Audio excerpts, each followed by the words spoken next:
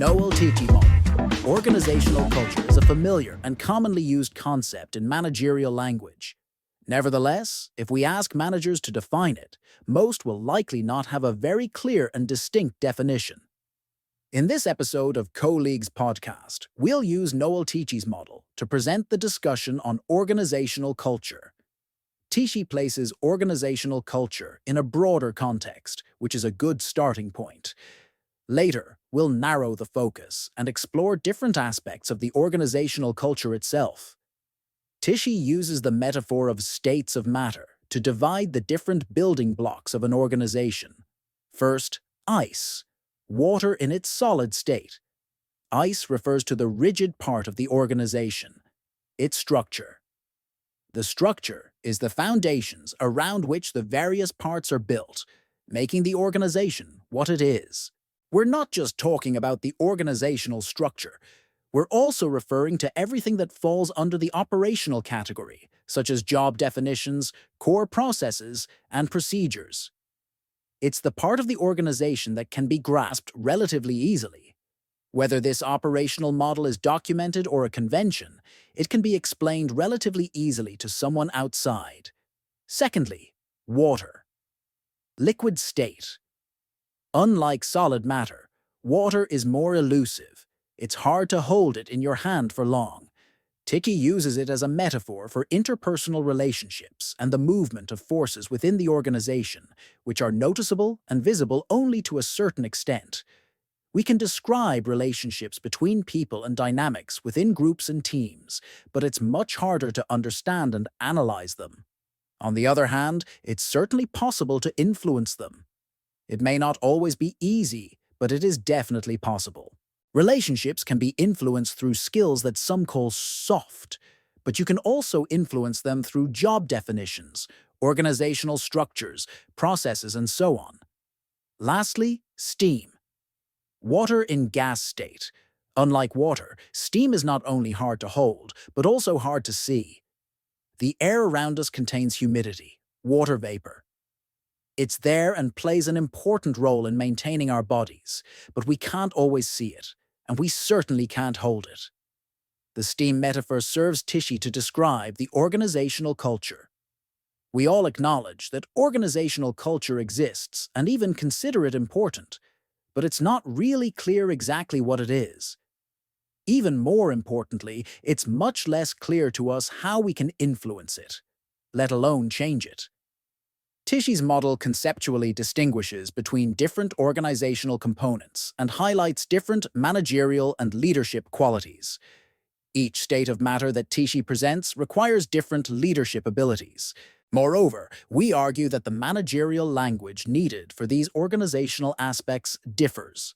The solid, the procedural domain of the organization, requires an analytical language and a high IQ. The liquid, the relational area of the organization, requires empathetic language. What managers need is EQ, emotional intelligence. The gas, organizational culture, requires a spiritual language, holistic and deep, capable of expressing deep and integrative processes that occur beneath the surface. The required managerial intelligence is SQ. Organizational managers and leaders need all three of these languages to navigate and lead their organizations. However, Tichy's model might mislead and create the illusion that the distinction between culture, relationships, and the operational model is sharp and that there's a clear boundary distinguishing where one part ends and another begins. The model may also confuse us and make us think there's a certain hierarchy between the states of matter, that the air is based on the water, above the ice. In other words, that the operational model is the basis on which relationships and organizational culture rely. Reality is, as always, more complex and complicated than any model. In reality, there are very complex and unclear interactions between the different components belonging to the different states of matter, which are intertwined and interconnected in a way that cannot be separated and distinguished. The operational model and the organizational culture, for instance, influence each other reciprocally, so one cannot really say where one ends and the other begins. Therefore, when we try to analyze and understand an organization, we must use language that contains operational concepts, relationships, and dynamics and components of organizational culture. As mentioned in the previous episodes, we are creatures who think in patterns. For every problem, we have an appropriate drawer from which we can pull out an excellent recipe with proven experience. We have drawers for operational problems and interpersonal relationship issues, and a drawer is labeled organizational culture. But like stated, reality is more complex than any model. Therefore, it would be a mistake to use only one drawer when facing a significant organizational change process. Here is an example from real life. An example of confusion between the operational model and organizational culture is the organization that switched to using a certain tracking tool to manage internal processes. Introducing a new tool may definitely involve changing power relations in the organization, influencing relationships between individuals and departments, shaping narratives around what's important and what's valued, and other soft elements. It would be naive to think that such an organizational change could be led only using the operational toolbox in the first drawer. That's also why many such changes do not succeed or only succeed after investing a lot of organizational and managerial energy. Therefore, leaders whose role is to lead changes cannot ignore organizational culture. Part 2. Culture eats strategy for breakfast.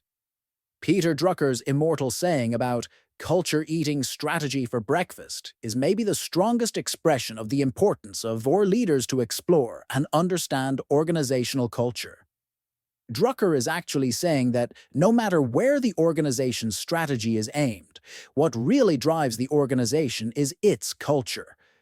Consequently, the organization's success and prosperity depend greatly on its organizational culture.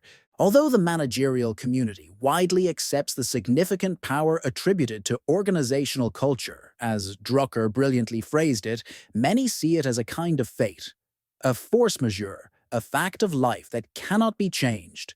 The truth is that this position is not unfounded at all. Organizational culture is indeed very hard to change. Therefore, we prefer to talk about influencing it rather than changing it. If we summarize so far, it appears that organizational culture is important in managerial and organizational discourse for two reasons. It influences the organization's ability to thrive in the changing reality of life in the 21st century.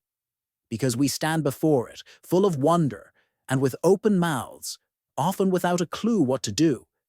One of the interesting questions is how organizational culture is formed and what shapes it. If we know the factors that create this elusive thing we call organizational culture, perhaps we can find ways to influence it. We can start from areas external to the organization, such as the social field in which the organization operates. This starts with the country in which it is located. A European organization, for example, inherently has a different culture from a Chinese organization, and both are obviously different from an Israeli organization. Those who have worked in global organizations are familiar with the presence of local culture within each and every site of the organization.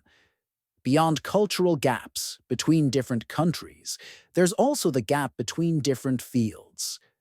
The culture of companies in the construction field, for example, is different from that of law firms, and both are different from that of tech companies.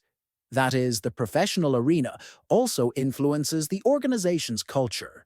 So, the cultural field in which the organization operates influences its organizational culture. That's quite clear. However, this is somewhat meaningless because we cannot affect that field, right?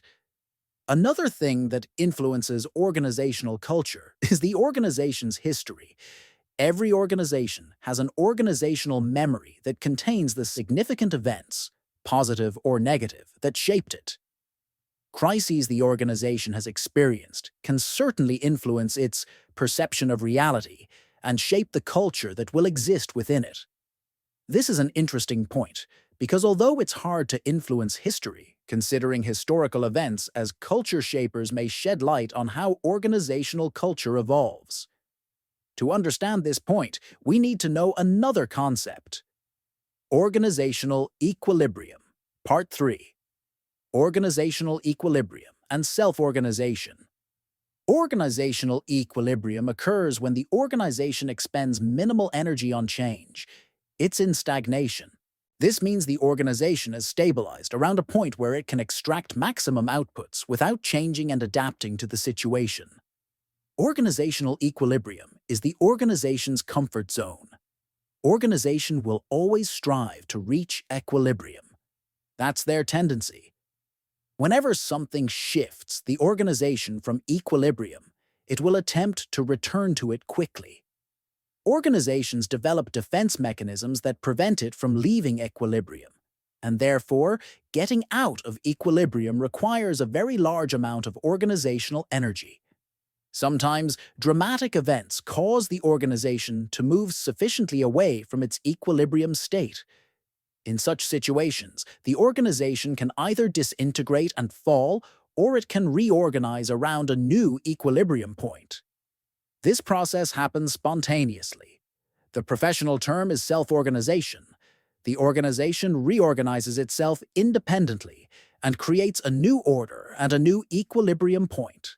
In this process, the system stabilizes and solidifies perceptions and beliefs, habits, moods, and patterns.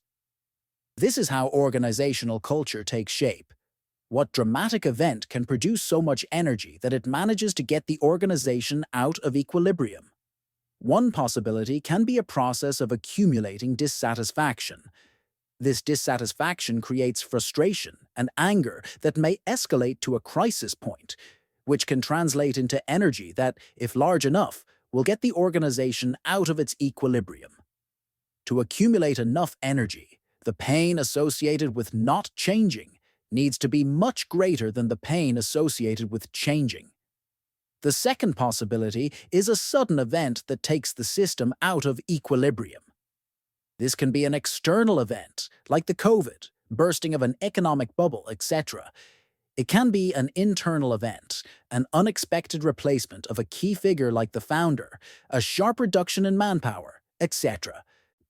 Or an event that is somewhat both internal and external, like the company being acquired or merging with another company. As mentioned, the organization's self-organization around a new equilibrium point may change paradigms, perceptions, and behaviors that can pull the organizational culture in one direction or another. It's important to remember that self-organization, as its name implies, is self-directed.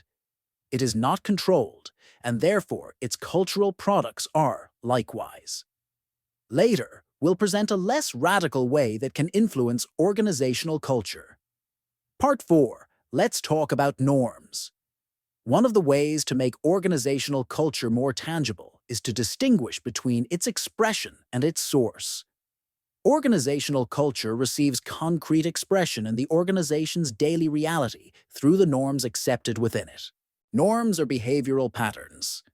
Behaviors that are repeated over and over by some of the organization's people and are considered de facto an accepted standard. The emphasis on de facto is because, in many cases, the organization's formal stance opposes the standard, but whether by action or omission, the organization accepts this standard. These norms rest on fundamental perceptions, basic beliefs through which the organization sees reality. Like an iceberg, most of which is below the water's surface, hidden from view, but firmly connected to what is above it. When we investigate organizational culture, it's worthwhile to identify the accepted norms and try to understand what they are based on. The issue is that the organization's norms are not distributed uniformly. Likewise, it's hard for us to think of the organization as a single entity for the beliefs and fundamental perceptions. Our tendency will be to assign responsibility for certain norms to specific people or groups within the organization. Therefore, we recommend thinking in this process of the organization as a person and asking what perceptions and beliefs might lead a person to such behavior. An example from real life. Let's analyze an organization characterized by extreme tardiness. An organization where there are work plans, even relatively organized ones, but in practice, no one ever meets deadlines. In casual conversations, it's clear to the employees that they are not expected to meet the plans, even though, formally, management is very concerned about the issue of delays. When investigating this phenomenon, it emerges that the norm in the organization is to set goals that cannot be achieved from the outset. The managerial perception behind this norm is that people exert effort in direct proportion to the goal set before them. If you place an aggressive goal, they'll push themselves more. A method well known through the algorithm: if we demand 100% from the employees, we'll get 70%, but if we demand 150%, they'll give 90%. Now let's ask what lies beneath this managerial perception. If the organization was a person, we might suppose that they believe in this approach because they do not believe it's possible to get employees, or people in general, to exert more effort without manipulating them. And if we ask again, why would that person adopt such a belief about the world? One possible answer is that this person does not believe in their ability to influence, lead, and guide through trust and authenticity.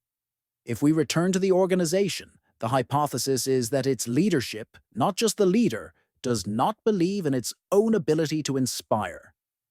Such an analysis can shed new and different light on a familiar phenomenon that many organizations deal with. The connection between norms and the fundamental beliefs that lead to them is the key to influencing organizational culture. If we map the organizational norms, which are the expression of the culture, and act to change those that require change, something interesting can happen. First, changing norms is easier because they are more tangible than airy concepts like culture or values. Second, if a discourse takes place that connects the norms to the fundamental beliefs that lead to them, then when a norm changes, it allows us to question a fundamental belief, which can lead to a crack in that belief. This crack may widen as more norms change, making it easier to change additional norms, and so on. So, our idea is to create a dialogue in the organization about the norms and their connection to the beliefs that underlie them, and simultaneously work in small steps to change some of those norms. Part 5. Be careful of laundry scam. When dealing with norms, it's essential to be aware of the laundry scam. Procedures are mechanisms intended to regulate organizational activities. They are also laundering tools. They serve to whitewash our actions and make it easier for us to behave according to codes we're not comfortable acknowledging we follow. Consider the following situation. You give your employees an important task, and after a few hours, they tell you that another team wants to transfer to them the handling of an urgent field issue. You check and see that not all the data on the issue was filled in the system as defined by the procedure. Which sentence would you feel more comfortable saying to your employee? Be small-minded. Right now, the problem is someone else's responsibility. Try to avoid it as much as possible and focus on the task I gave you. Or, there's a clear procedure on how to transfer the handling of a field issue between groups. Continue working on what I asked you until all the data is filled in according to the procedure. You'll likely feel more comfortable with the second sentence, even though in the subtext you actually said the first. And since we can't look our employees and ourselves in the eye and demand they be small-minded, we use the laundering stick to the procedure. A discourse focused on norms exposes the laundering scam. It forces us to examine what we say and do through the norms they represent. It makes us aware of the normative significance of our actions. It confronts us with a value gap we're not comfortable with. When shifting to a discourse focused on norms, we don't feel comfortable sticking to procedures that are the product of flawed norms. Change in organizational culture begins when we talk about norms instead of focusing on procedures. When discussing procedures, we ask how we'll do the work. When we talk about norms, we ask what kind of people we want to be when we work. When we talk about procedures, the language is focused on outcomes. When we talk about norms, the language is focused on values. When we talk about procedures, we put the targets in the center. When we talk about norms, we put their relationships.